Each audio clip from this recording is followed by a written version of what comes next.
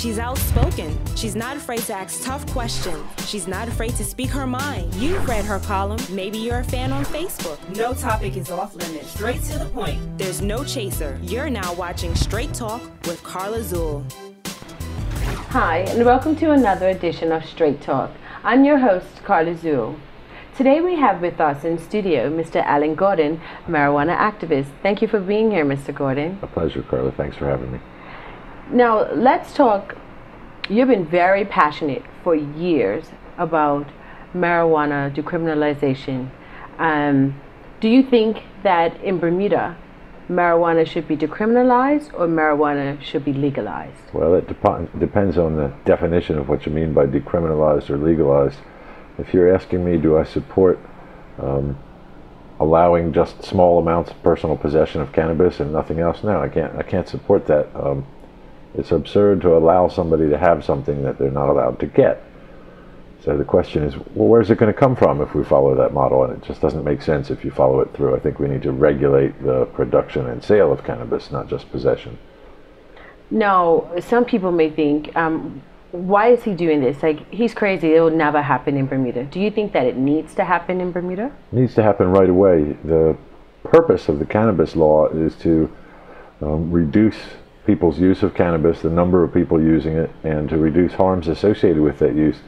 And it's failed so obviously. We need to overturn it because it's actually going against its own purpose. It's not reducing any cannabis use at all. The policy that we have right now. And it's arguably increasing the harms associated with cannabis by keeping it underground. So we need to overturn it right away and regulate that cannabis. Harm, how so? Can you elaborate? Well, right now when somebody goes to buy cannabis, they don't get carded, and the dealer probably doesn't much care whether they're 22 or 20 or 19 or 18 or 17. Studies have shown that anti-drug education works better for regulated drugs like tobacco and alcohol than that same effort does for illegal drugs like cocaine and heroin. And so I think we need to move cannabis out of that illegal drug model and into a model where anti-drug education efforts for children work a little better. It's easier to keep legal drugs away from kids than it is to keep herb away from kids. That's just one way that the law hurts people. Now, some may look at you and say, oh, I didn't expect to see a gray-haired white man advocating for this. They may have thought they'd see a black man with locks, for example. Does marijuana have a face as such? No. Studies show that generally white people tend to use it with a little greater frequency than black people do. So if there's a myth going around that more black people than white people use cannabis, that needs to be debunked. It's not true. As to why different people speak out, it's hard to say, but there certainly has been in the past social pressure, societal pressure not to speak out, losing your job, or perhaps that people feared arrest. That's changing now because all over the world, in the United States, Canada, Europe, more and more people are coming to see that these cannabis laws are an utter failure. Now, you're an American, is that correct? That's right. How long have you been advocating for this in America? And then let's talk about Bermuda in a moment. I started as a cannabis activist in the United States in 1990. I moved to Bermuda in 2007. So it's been 24 years of activism, and I've been here in Bermuda for 6, almost 7 years now.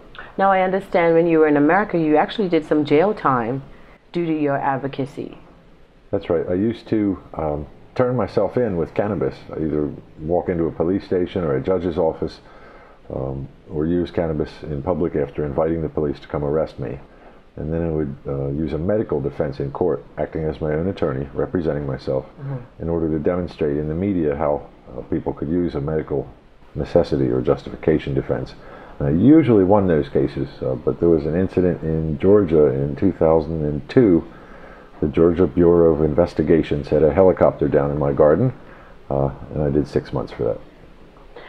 Now, why were you willing to go to jail for marijuana? I would do anything to change these stupid laws, and most times I'd get put in jail for a day or two, make bail, and then beat the charges and not do prison time. But there are people all over not just Bermuda, but the United States, Canada, the world, doing prison for nothing other than cannabis right now. And it's just a colossal waste of resources. And I feel that until they're all out of prison, we're all in prison, because we all pay for that. It's my way of showing support. Now, how do you help debunk the myth that some Bermudians may feel that marijuana smokers, regardless of what they look like, are just a bunch of potheads wanting to get high? Oh, that's preposterous. There are top scientists, lawyers, athletes all over the world who use cannabis. There's people who drink alcohol and do it responsibly, lead normal professional lives. Some people excel in their fields and still have a drink every now and then. And the same is true for cannabis. Now, Bermuda is a very conservative community. So you came to Bermuda 7 years ago. I've only heard of you in the last year, where you've been very active on the blogs and with expressing yourself. Were you not? Why weren't you afraid to speak up? In the United States of America, they ingrain into the minds of all students at a young age the right to free speech, and that you can't be punished for speaking out. Obviously, you can't yell fire in a crowded theater, and I try not to say anything publicly that could hurt anybody, but I noticed that Bermudians didn't have that as strongly, that willingness to speak out. And particularly with cannabis, a lot of the people who would want to speak out most avidly fear that they're going to lose their job, or that they're going to get in trouble with the police. So there was definitely a quiet but strong undercurrent here. And I felt that with the way politics has changed in terms of how people view cannabis, that it was time to speak up. Mm-hmm. Now, how have you been received? Nobody ever says anything to my face in opposition to my perspective. I get a lot of praise and compliments, but I know there's a lot of people that disagree with me as well. Okay, so let's talk about the survey. The petition which you launched recently, how's that going? How many signatures do you have thus far? What's the purpose of it? There were about 500 or 600 signatures on this medical cannabis petition, but it seems like I'm not promoting it anymore, because it seems like it's not really necessary at this point. If somebody's got a medical condition and their doctor is willing to recommend cannabis, Public Safety Minister Dunkley says that he will consider such applications, and one has been granted so far. A cancer patient imported some cannabis oil from overseas. It's not perfect, it's not the ideal solution yet, it's not the right type of cannabis oil, but there's definitely been steps in the right direction. I'm a little concerned about what's going to happen when somebody applies to have fresh cannabis, whole cannabis here on the island, and the minister might say that he'll say yes, but where's it going to come from? Who's going to grow it? Minister Dunkley seems to feel that only medical practitioners and pharmacists can have permits to grow it. I think he's misinterpreting the law, but there's not a lot of doctors around or pharmacists who have time to grow cannabis or have any expertise in the matter. The people who should be growing cannabis should be the people that know how to grow cannabis, and there are plenty on the island. Now, you talk about doctors, but do you think that there are any, I mean, you said there's one case, but do you think that there are many or any more doctors who'd be willing to prescribe it? Definitely. And sometimes you have to be careful which word you use. Sometimes it's not prescription. In this case, it's not a prescription. It's a recommendation to the minister to allow something that can't be prescribed. Mm-hmm. So it's a recommendation that the doctor would write. And there are more and more coming around to realize that this isn't just an excuse to get high. It's a real medicine for a lot of conditions, some of which are very serious. And that there are doctors all over the world who do know how to recommend or prescribe this stuff. What types of cannabis to use for what conditions. In North America, US and Canada, 72% of doctors surveyed said that they would prescribe or recommend cannabis. In Bermuda, a few months ago, it was none. Now there seem to be a small handful of doctors willing to at least look at it. So why do you think they won't come forth to strengthen the argument that it is a need for it in Bermuda? They're relying on their patients to come to them and ask for it. So first the patient's got to be brave enough to ask for it. And a lot of patients have in the past and have had their doctors laugh at them and say, I can't recommend this. There's no evidence that it works. The patient has a duty to get that evidence, to find medical studies showing how it's worked for other patients with the same condition, and show that to the doctor and say, here, this is why it's going to work, and this is why you should make a recommendation. So patients need training, doctors need training, they need to listen to the patients a little more carefully, go look some of that stuff up themselves. I mean, they're the experts. It takes time, but you know, we're going to educate these doctors one by one, and patient by patient. These patients will educate these doctors. They'll come around. So we're going to take a break, and we'll be right back with Mr. Alan Gordon, marijuana activist.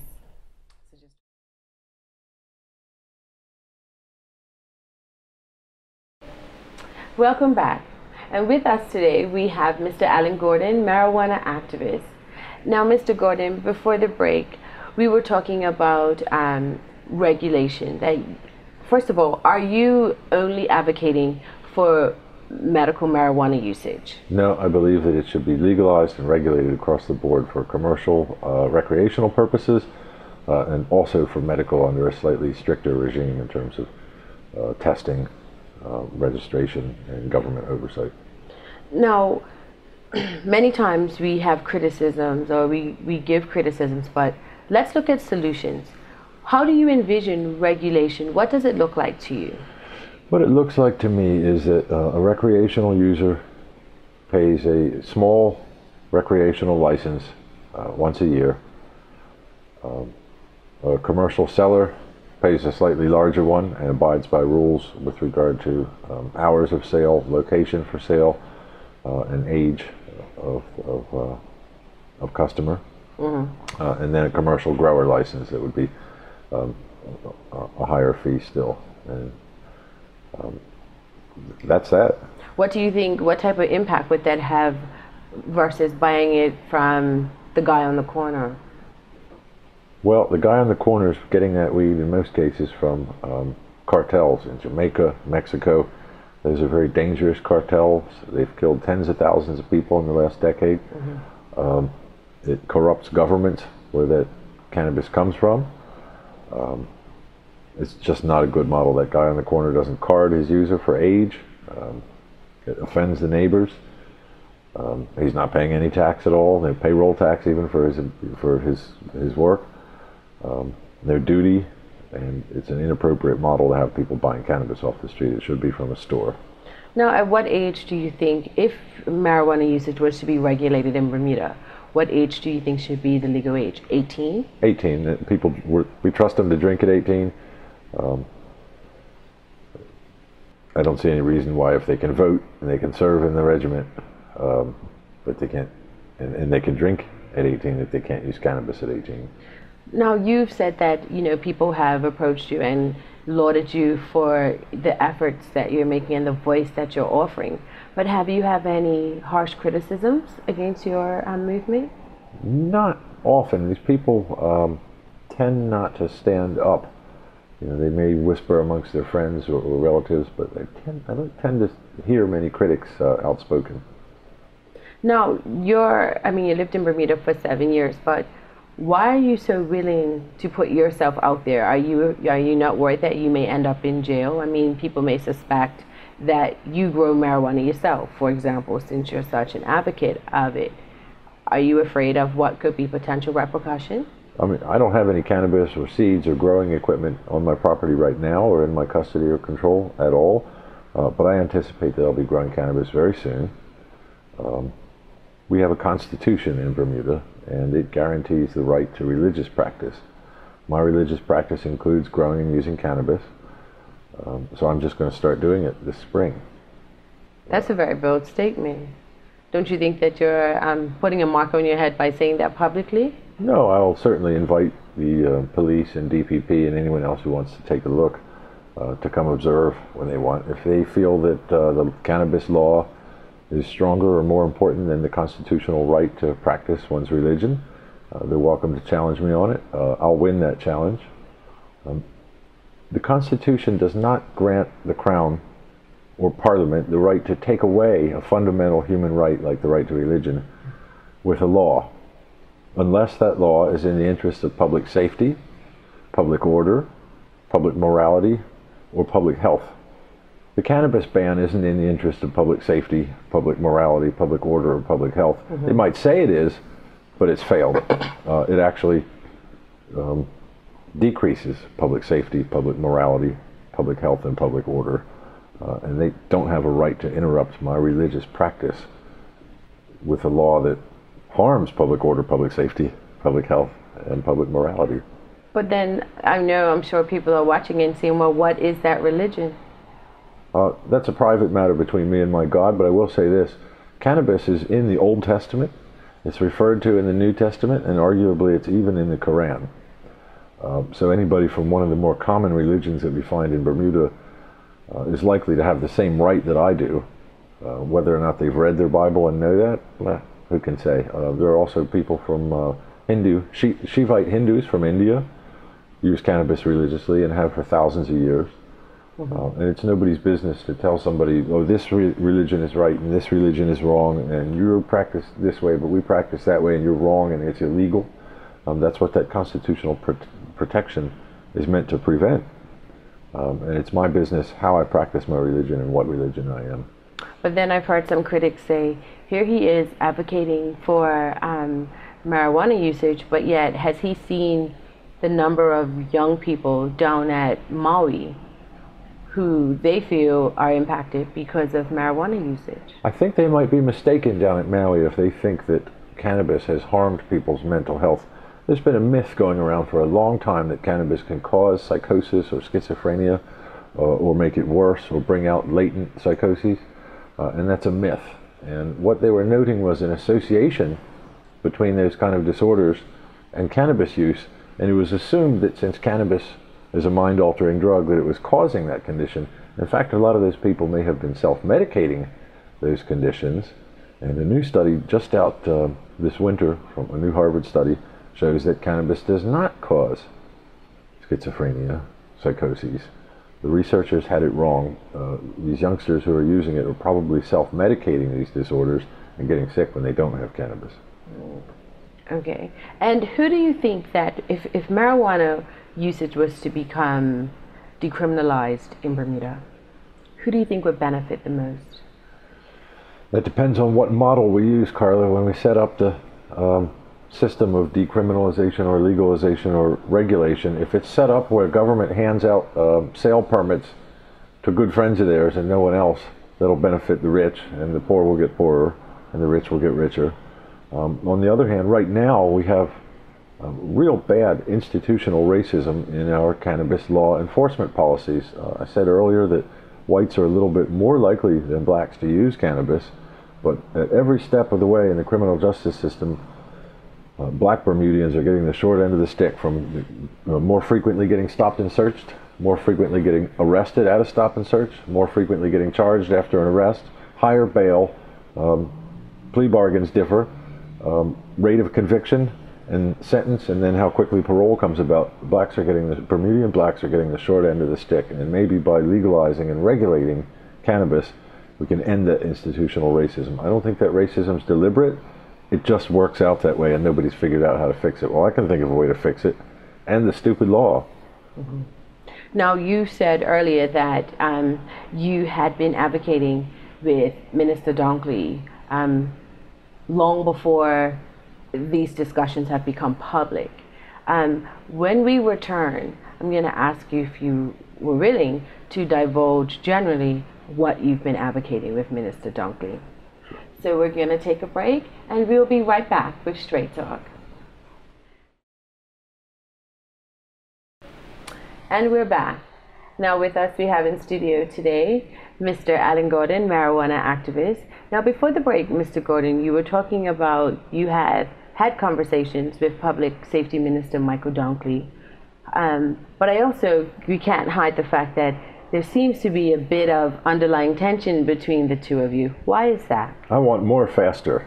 I don't think Minister Dunkley is listening to me enough, and I don't think he realizes the value and extent of my expertise about cannabis. I think he thinks he's an expert just because he's the minister, and being in charge of something doesn't make you the most knowledgeable in it. On the other hand, for 40, 50, 60, 70 years we've been being brainwashed about cannabis, and Minister Dunkley has probably heard a lot about cannabis that isn't true, published as science or fact, and so we've got a lot of unbrainwashing to do. So I understand why it takes time. I just want more faster. Now, to some, they may say that Minister Dunkley is in fact being progressive because this is the first time that it's actually a committee was formed, for example, and looking at the decriminalization or the legalization of small amounts of marijuana was in the throne speech. So before, these types of conversations did not exist so publicly. So some could say that he's being progressive. How much faster do you want him to move? Some credit is due to Minister Dunkley and the OBA for going to historic lengths to consider this issue. But if you look at other jurisdictions, it seems like we're being left behind a little bit. All over the world, cannabis is already available for patients that need it, whether it's in Italy, Holland, Switzerland, Israel, 20 of the 50 United States, Washington, D.C., all of Canada. The patients can get medical cannabis there, and they need to be able to get it here right away, not half cannabis or weird special cannabis preparations shipped from abroad that don't get you high. Real cannabis medicine is needed here now. Now, you touched on something. Let's talk about the impact of tourism. Particularly during the summer, we always see many tourists who are being arrested for having, in most cases, small amounts of marijuana. Now, Colorado recently, they've made it legal. What would Bermuda benefit from outside of our shores by doing this? Well, it's possible there are a couple of tourists who would stay away if they thought people could use cannabis here, but I think a lot more tourists would come. If you're a cannabis using tourist from the United States or Canada, maybe with a medical prescription, as has happened here, before you choose Bermuda as your destination, you're going to go online and Google Bermuda cannabis, and you're going to see nothing but articles about tourists having been arrested. I think that until the law is changed, we really shouldn't do anything worse to those tourists than take their cannabis, and we should give it back to them when it's time for them to leave. I mean, when I say take it, I mean just hold it while they're here and give it back to them on the way out the door, if they can take it with them. We should definitely not be arresting them, subjecting them to fines or threats of jail. That's bad news for Bermuda tourism. Now, let's talk about the committee that was recently formed. Some critics have said that they feel that the members that were on there are put on there for a specific reason, and the reason is not necessarily for the betterment of reaching the goal of to take the decision about legalization versus decriminalization. What do you think the purpose of that committee really is? Well, the answer to that question is very subtle. The commission is supposed to collaborative, I think it's called, Bermuda Cannabis Reform Collaborative. Their mission is to suggest different options that are available to government, and government will, I guess, choose one and put that forward as legislation. It's nothing but a stall. The members and the makeup, the constitution of that collaborative isn't so important as the amount of time the government is stalling by setting, they're going to wait till the CRC presents its findings and then write their own paper after they do their own research. They're reinventing the wheel over and over and over again. They're just stalling. And it's hurting our tourism. It's hurting young black men. It's hurting our economy in a zillion different ways, and it's not a good idea. It's time for somebody in that cabinet to seize the bull by the horns and do what needs to be done. Waiting for the United States to do it is not a good model. We're losing a lot of tourism. Half of the United States has already gone. I just don't think these people realize what they look like when the tide of public opinion has turned against them and they're still standing and bucking it. I just don't think they realize it erodes people's faith in government, and I don't think it's a good idea. Now, the morning that the collaborative committee was announced, you did a post and you expressed your surprise of being excluded on that committee. Do you think that government made a mistake by not including you?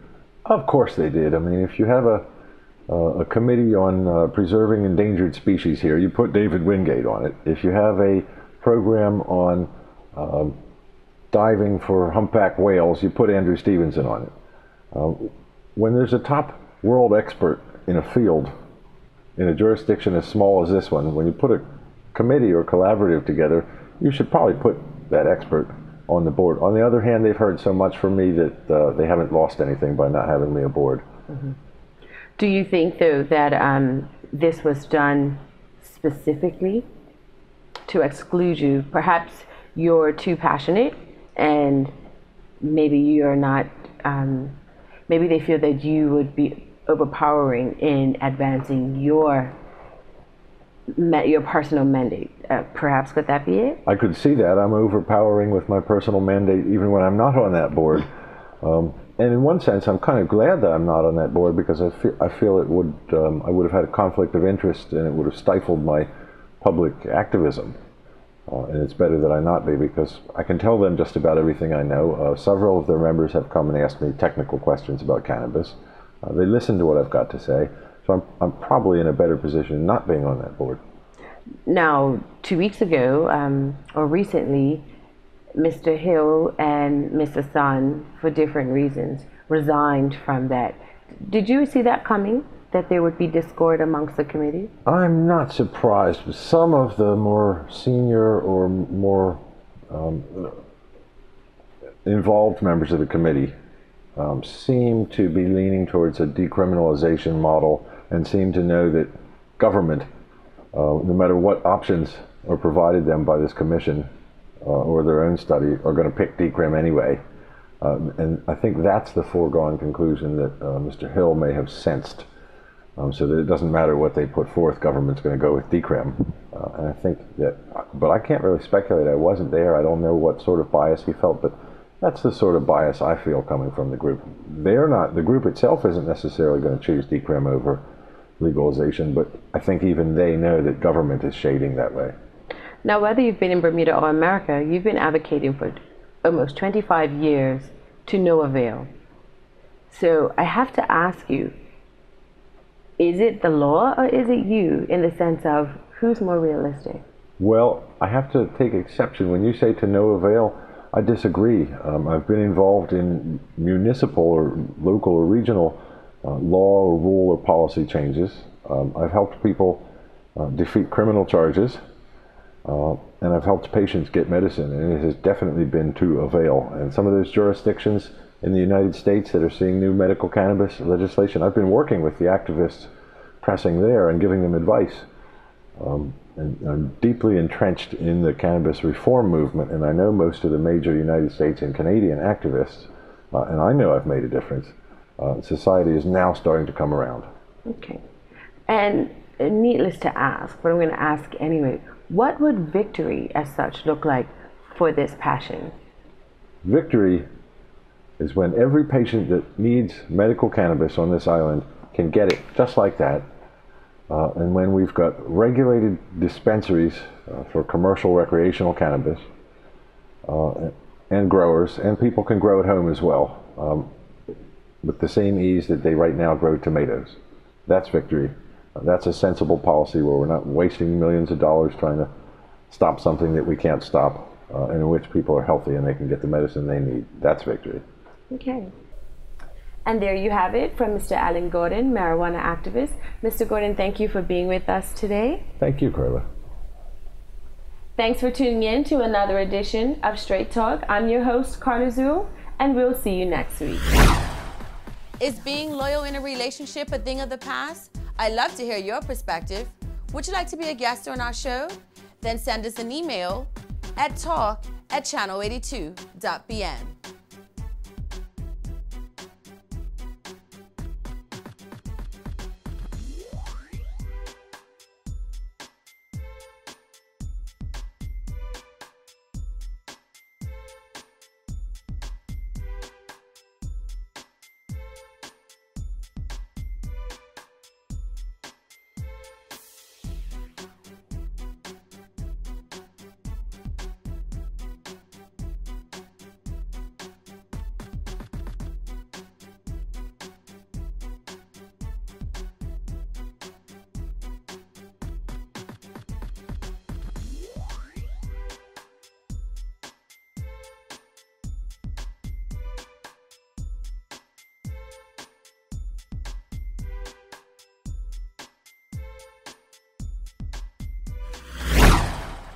Thanks for watching Straight Talk with Carla Zuill.